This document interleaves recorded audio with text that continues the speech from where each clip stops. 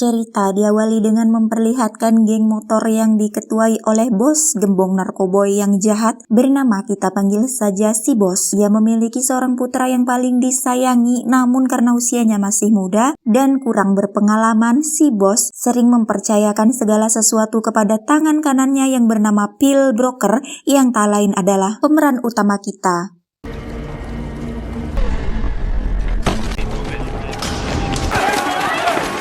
Ya, si bos dan anak buah pun kocar-kacir setelah BNN menggerebek markas tempat pembuatan narkoboynya, di mana aksi ini tidak lepas dari mulut-mulut ember cepu yang tiada lain adalah orang kepercayaannya sendiri, yaitu broker, yang ternyata merupakan agen polisi yang memang ditugaskan untuk menyamar.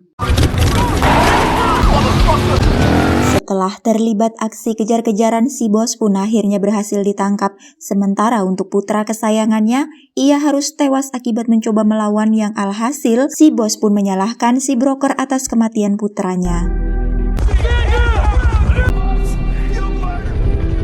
2 tahun kemudian berlatar di sebuah kota kecil, kita akan diperkenalkan kepada seorang gadis kecil bernama Medi yang diganggu oleh seorang anak bernama kita panggil saja si Ental yang iseng mengambil topi dan mendorong si Medi hingga terjatuh, sehingga ketika si Ental diperingati untuk kedua kalinya supaya tidak mengganggu, sehingga beralih ke sebuah rumah di pinggir sungai di kota ini. Ternyata itu adalah rumahnya broker, dan broker sendiri yang kepalanya sudah botak, di mana ia terlihat sering memperbaiki rumahnya bersama sang sahabat kita panggil saja Paino, sebelum akhirnya broker mendapat telepon dari sekolah yang memanggilnya datang ke sana untuk membicarakan mengenai perilaku putri kecilnya. Dan ya, Medi ternyata adalah putrinya broker. Masuk akal jika Medi begitu lihai meninju si Ental sampai-sampai keluar darah, di mana ibunya Ental yang bernama Casey pun menyuruh suaminya yang bernama Jimmy setidaknya menegur broker agar memarahi putrinya. Namun hal itu justru malah berakhir dipermalukannya mereka berdua. Di perjalanan pulang, Casey terus menggerutu kepada suaminya yang dianggap lemah dan tidak bisa berkelahi. Yang karena masih kesal, Casey pun berencana mengadukan hal ini kepada saudara laki-lakinya yang seorang jagoan agar memberi pelajaran kepada si broker, dan inilah Gator, saudara laki-laki Casey yang bisa dibilang premannya kota ini, yang terkenal beringas dan punya nyali besar. Hal itu terlihat bagaimana ia mengusir beberapa remaja yang sering nongki-nongki di kawasannya, bahkan tidak segan-segan melakukan kekerasan kepada salah satu dari mereka.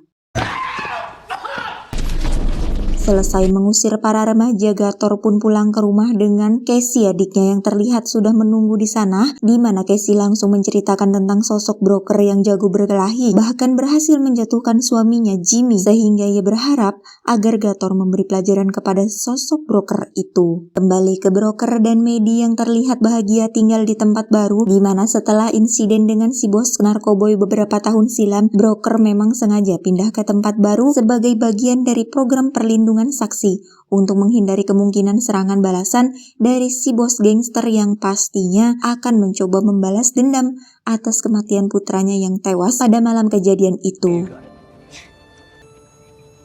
Tak ingin masalah kemarin menjadi panjang dan menimbulkan masalah yang lebih besar, broker pun mendatangi ayahnya Ental, yaitu Jimmy, untuk meminta maaf atas kejadian kemarin, yang karena Jimmy pada dasarnya orang baik, ia pun menerima permintaan maaf tersebut. Sepulangnya dari tempat Jimmy, broker pun mengisi bensin di SPBU terdekat, dan siapa sangka ia didatangi oleh 2 anak buahnya Gator yang diperintahkan untuk menghajar broker sesuai permintaan dari Casey, di mana mereka telah melakukan kesalahan besar, sudah berani macam-macam dengan sosok mamang broker ini.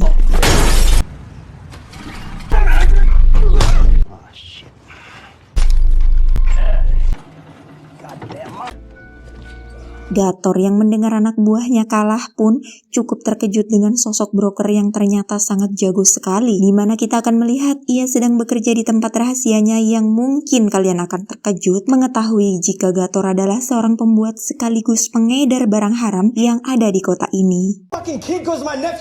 Tak terima anak buahnya dikalahkan dengan mudah, Gator pun turun tangan langsung dengan mendatangi kediamannya tepat saat dia dan Medi sedang berkuda. Alih-alih memberi pelajaran dengan menusuk ban mobilnya dan mencuri salah satu boneka dan kucing milik putrinya, Gator justru malah tak sengaja masuk ke dalam gudang penuh dengan berkas-berkas rahasia milik broker dan mendapati jika broker merupakan seorang polisi. Tiba di rumah, Gator terus meneliti berkas tersebut yang akhirnya ia sadar jika broker adalah seorang polisi yang sedang dalam program perlindungan saksi atas kasus kejahatan dengan seorang bos gangster yang sebagai seorang pembuat narkoboy kecil-kecilan. Gator tentunya sudah tahu nama besar bos gangster sebagai pembuat dan pengedar barang haram yang punya banyak koneksi, sehingga mulailah terbesit sebuah ide untuk mengambil keuntungan dari kasus tersebut. Gator pun langsung menghubungi pacarnya yang ada di kota bernama Cheryl yang diketahui merupakan mantan anggota motor gangster. Gator meminta Cheryl untuk segera datang ke tempatnya karena ada sesuatu yang penting untuk dibicarakan. Singkat cerita, Cheryl dan Gator pun akhirnya bertemu. Pertemuan ini untuk membahas rencana busuk Gator. Ia meminta Cheryl untuk temui pengacaranya si bos gangster, beritahu bahwa Gator punya informasi tentang keberadaan sosok broker yang selama ini dicari-carinya. Dan sebagai imbalan, Gator ingin koneksi dan kenalan si bos gangster demi untuk mengembangkan bisnis haramnya tersebut. Tak butuh waktu lama bagi Cheryl untuk bisa bertemu dengan si pengacara. Beliau langsung menemui si bos gangster di penjara dan memberitahu bahwa ada seseorang yang mengetahui keberadaan si broker, sehingga si bos pun langsung menghubungi para anak buahnya dan geng motornya agar segera turun ke lapangan. Dia bernama Cyrus, sosok orang kepercayaan si bos gangster yang ditugaskan untuk menemui Cheryl dan mencari di mana broker berada. Alih-alih membuat kesepakatan tentang imbalan koneksi bisnisnya, Cheryl justru nampak terdesak ketika Cyrus sangat mengintimidasi dan memintanya untuk tidak main-main. Kembali ke broker yang sedang mengantarkan Medi sekolah demi untuk memperbaiki hubungan dia dengan keluarga Ental, Medi pun mengundang Ental ke acara ulang tahunnya yang hal itu direspon cukup baik oleh Ental termasuk Casey ibunya. Ulang tahun Medi pun diadakan di rumahnya, di mana Ental dan Casey pun hadir di sana, yang pada momen ini keduanya resmi berbaikan dan tak ada lagi permusuhan di antara kedua belah pihak.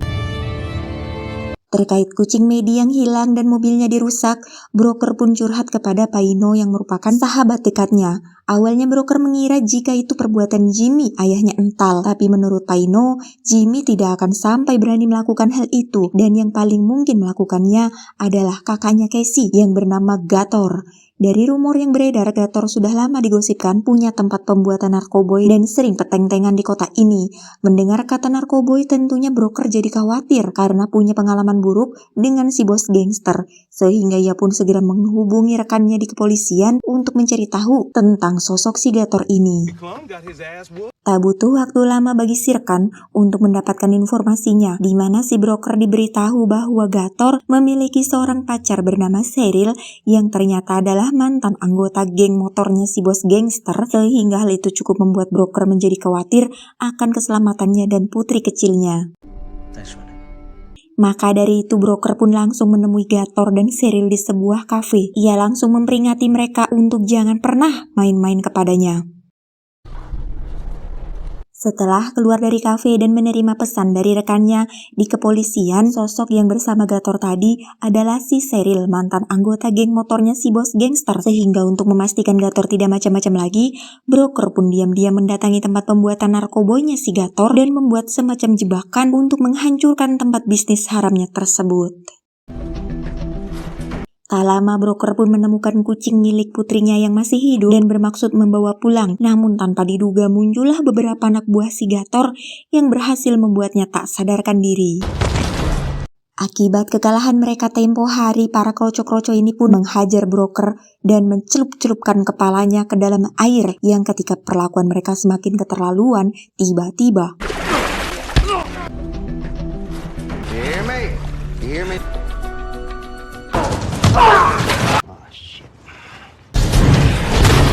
Tak butuh waktu lama, broker menjatuhkan mereka semua, di mana ia langsung pulang ke rumahnya untuk mengajak Medi pergi dari kota ini.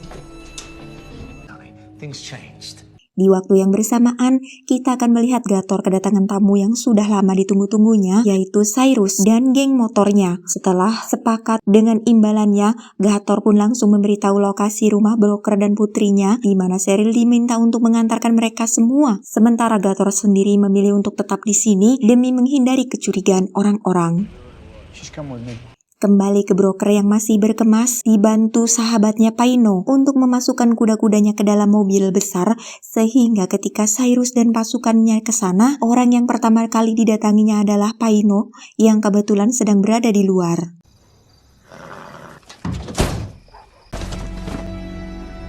Tak diduga, Paino berhasil menghabisi satu anak buah Cyrus, meski akhirnya ia terkena tembakan dan sempat menyalahkan klakson untuk memperingati si broker yang alhasil alih-alih malam ini pindahan, broker terpaksa harus mengamankan Maddie dan menghadapi anak buah Cyrus sampai tuntas.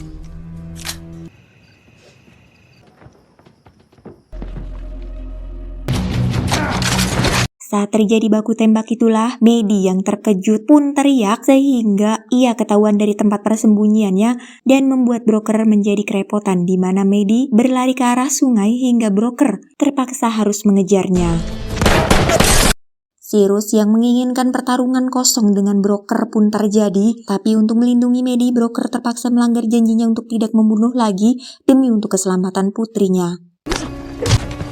Tak diduga, Maddie bertemu dengan Cheryl yang sebenarnya tak ingin melibatkan anak-anak dalam masalah ini, sehingga ia pun memutuskan untuk kabur membawa serta Maddie untuk menghindari keributan yang sedang terjadi. Selesai dengan Cyrus, broker pun terlambat mengejar Maddie. Beruntung Sheriff dan pihak kepolisian segera tiba di sana yang alhasil menggunakan HT yang selalu dibawanya, Maddie berhasil menghubungi ayahnya dan memintanya untuk segera datang menyelamatkannya. Tanpa izin terlebih dahulu, broker pun mengambil alih mobil milik Sheriff untuk pergi ke markas Gator, di mana Maddie sendiri sudah tiba di sana lebih dulu. Yang alangkah terkejutnya Gator saat mendapati Cheryl membawa Maddie ke tempatnya, tanpa sadar jika keputusan Cheryl ini justru akan membuat mereka berdua dalam masalah besar.